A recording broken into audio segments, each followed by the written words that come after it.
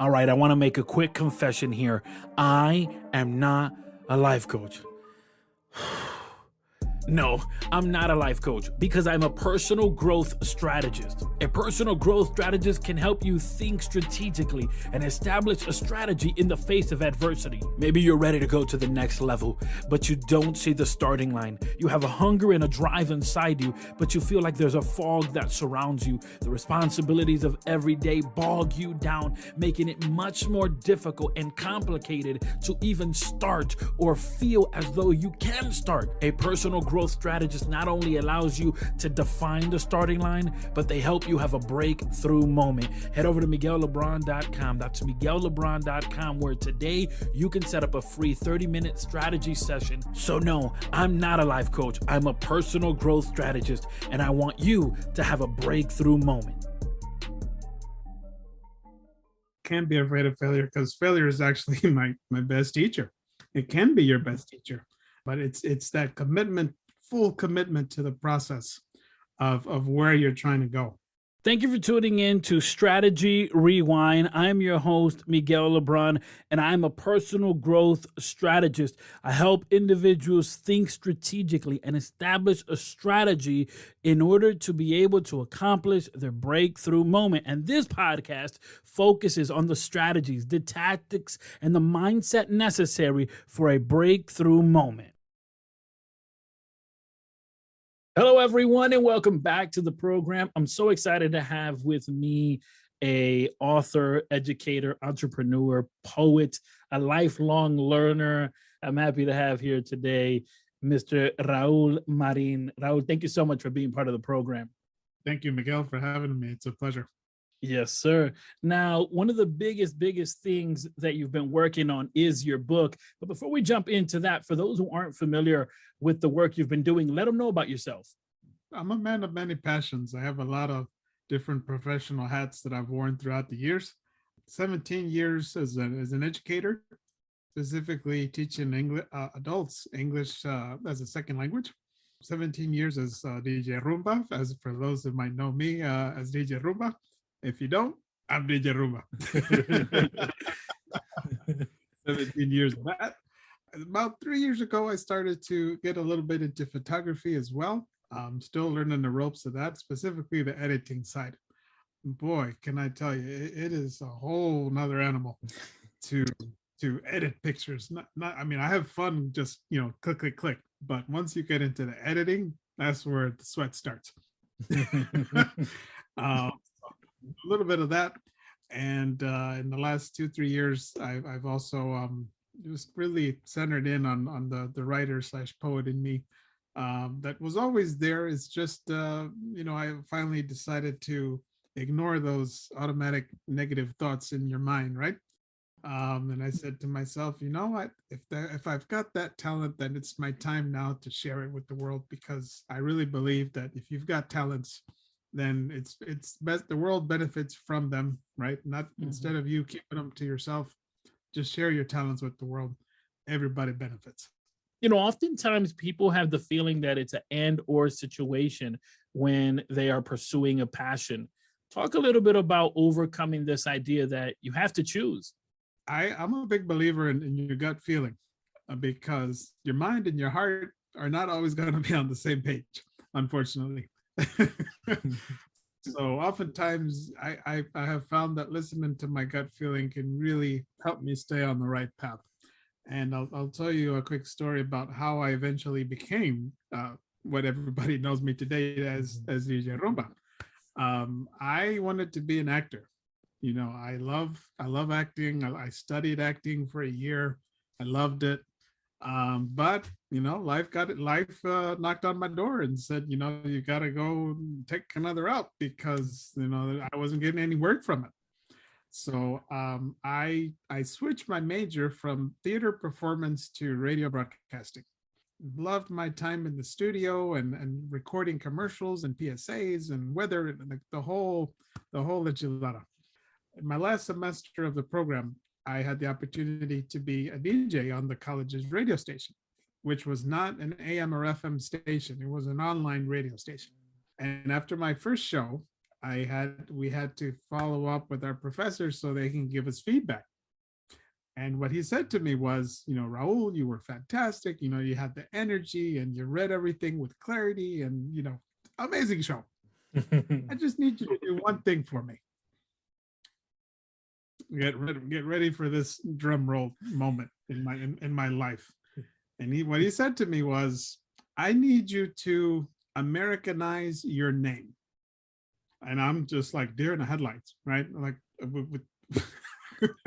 I don't even know what to say. He's like, excuse me?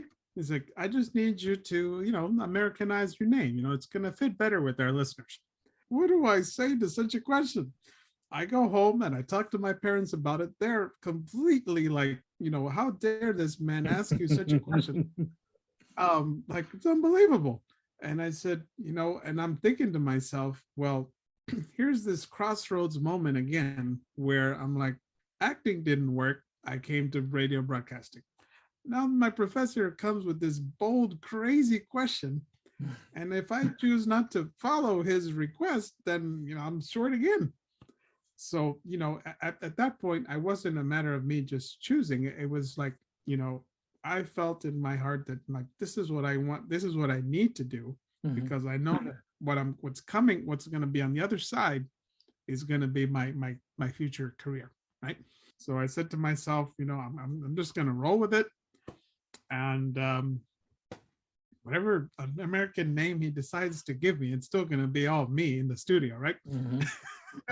So when he asked me the next class if I came up with the name, I said, no, I'm sorry, professor, but I didn't. He said, it's okay. We're going to come up with the name for you. He wrote 3 names on the board. To this day, I still don't remember what the other 2 were. I just remember the one that they chose for me.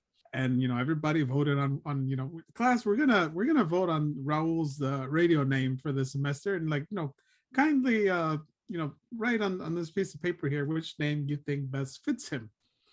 And sure enough, the name that they chose for me was Chris Martin.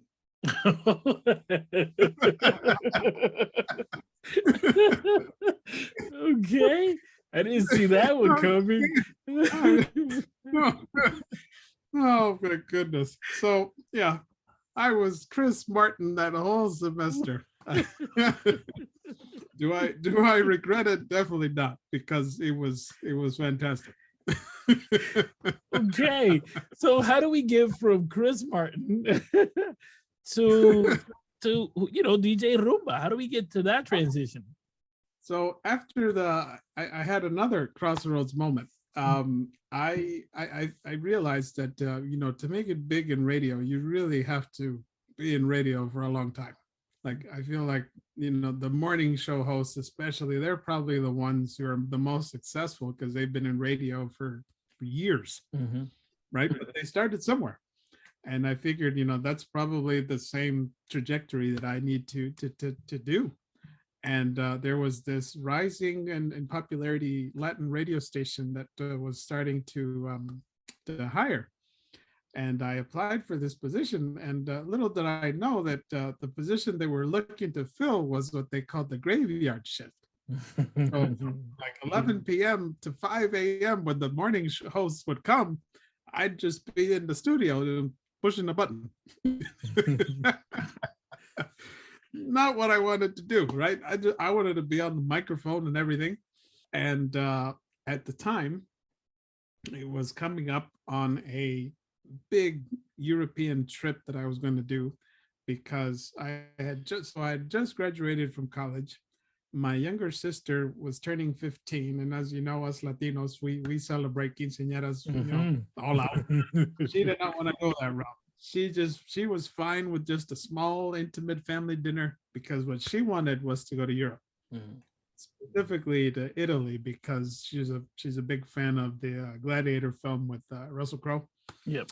And it was her dream to just go to the Colosseum. That's what she wanted for her 15th birthday.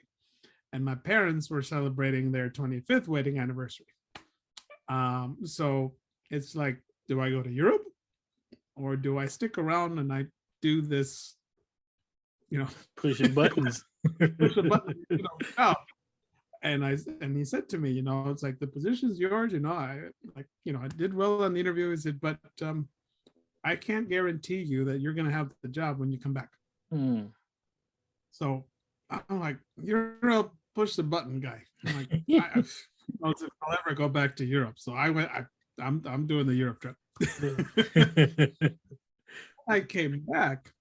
I connected with an old college friend, and he told me about this guy who's a contractor. And so he contracts his DJs, and he's got this big company. Probably, at the time, I think there were 13 of us, and he has his garage full of DJ equipment. What I quickly learned is that it was a lose-lose situation for me in terms of timing. Like, this guy lived 45 minutes from my house.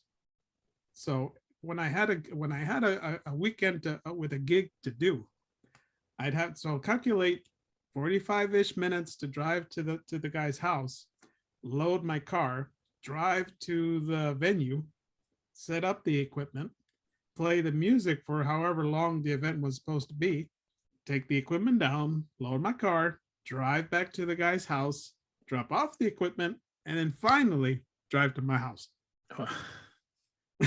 Yeah. So what did I do? I learned anything and everything I could within those 2 years and change.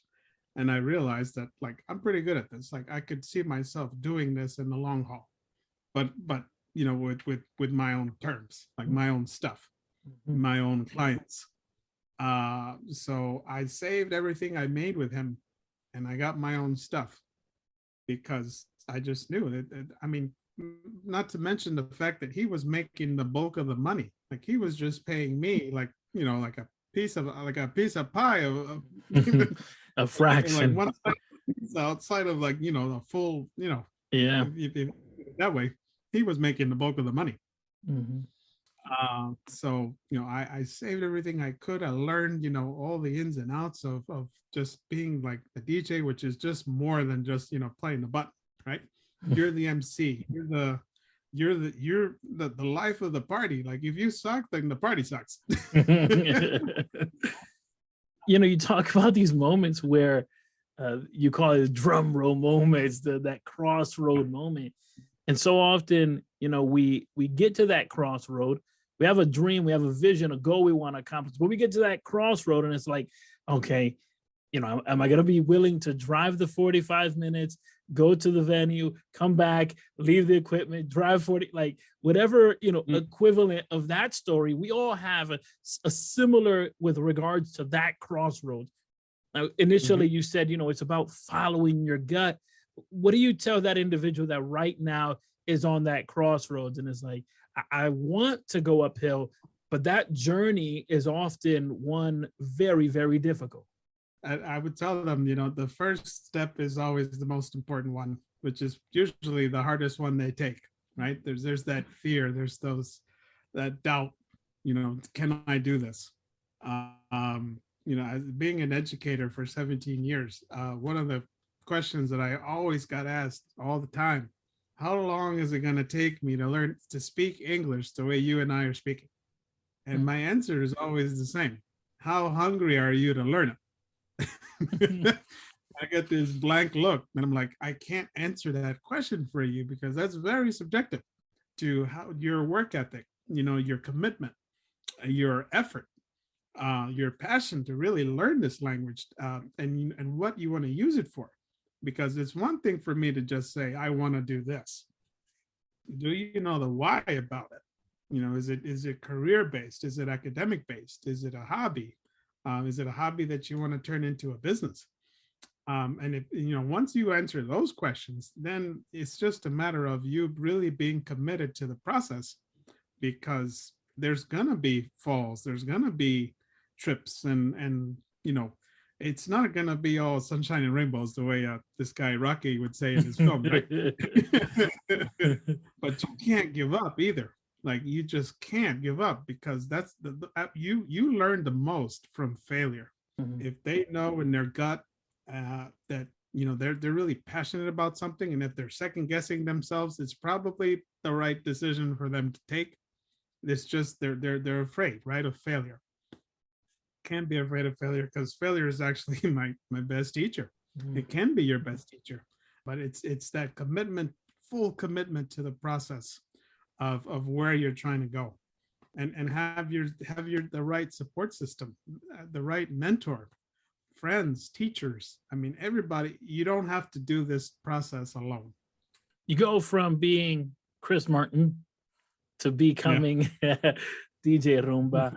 And of course, Yep. here today, we're sitting with the wise wolf himself Oh yeah. with the amazing book that's coming up, Rise with Gratitude. For those who aren't familiar about the passion behind the book and what the book is about, let them know about the book.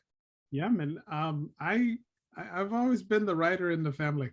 You know, I would get compliments from my teachers back when I was in middle school. You should tutor people. I mean, you got a great paper.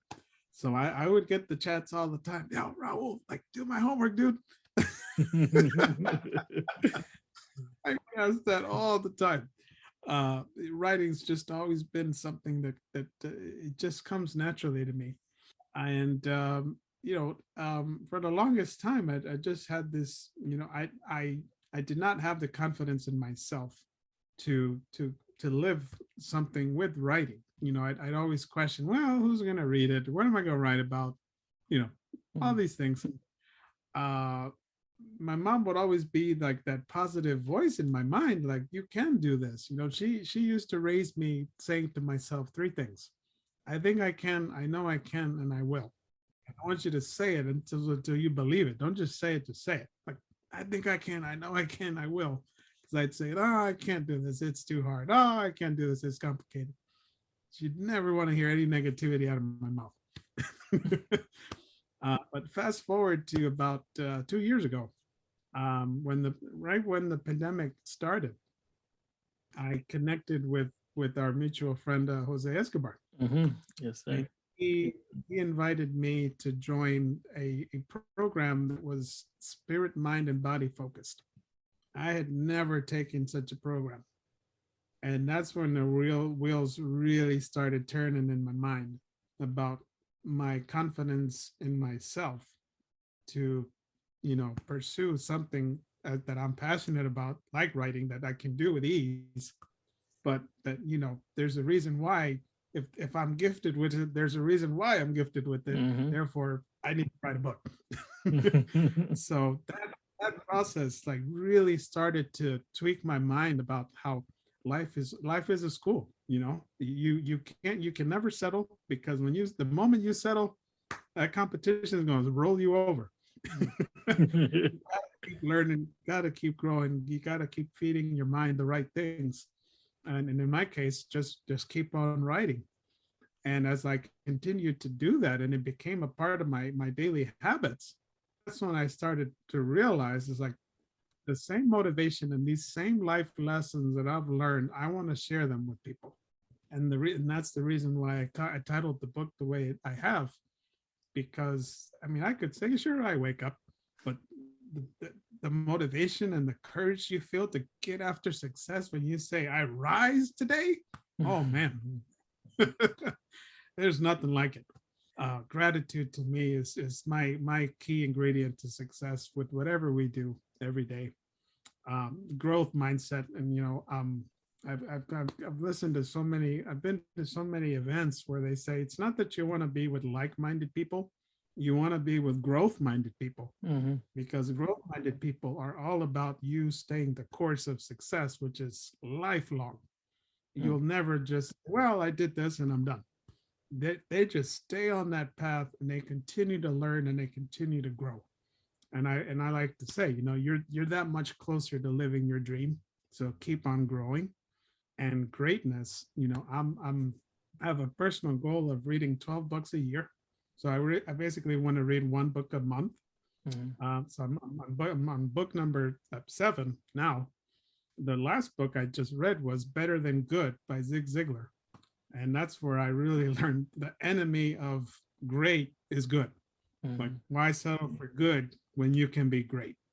And I really in my book, all of the poems, they all kind of touch on those three things for me: gratitude, growth, greatness. And it's my lifelong learner and growth mentality, all captured in that book. The book is available online, and for those who want to connect with you or obtain the book, let them know how they could do so. It is available for now at raulthepoet.com. Raul, thank you so much for being on the program and just for the amazing, amazing guy that you are. Oh, thank you for having me. Continue to shine the way you do with this platform, this podcasting passion that you have to share your voice, share your talents. And if you're listening, continue to do what it is that makes you smile. Thank you so much for everyone who has been connected here today on Strategy Rewind Podcast. For more information on this podcast, head over to strategyrewind.com. Of course, I also want to thank today's guest and encourage you to head over to the show notes of this episode, as you can find details on what they're doing and how you can connect with them. There in the show notes, you'll also find information on today's show sponsor, which is United Marriage Encounter. Remember, they have events going on all through the calendar year and even in your neck of the woods. Of course, if you'd like to be a sponsor of this podcast, head over to miguellebron.com. There you'll find details not only of how you can become a sponsor of this podcast, but also information on Miguel Lebron coaching. As always, please consider subscribing and sharing this podcast. And of course, surround yourself with people that will nourish your vision.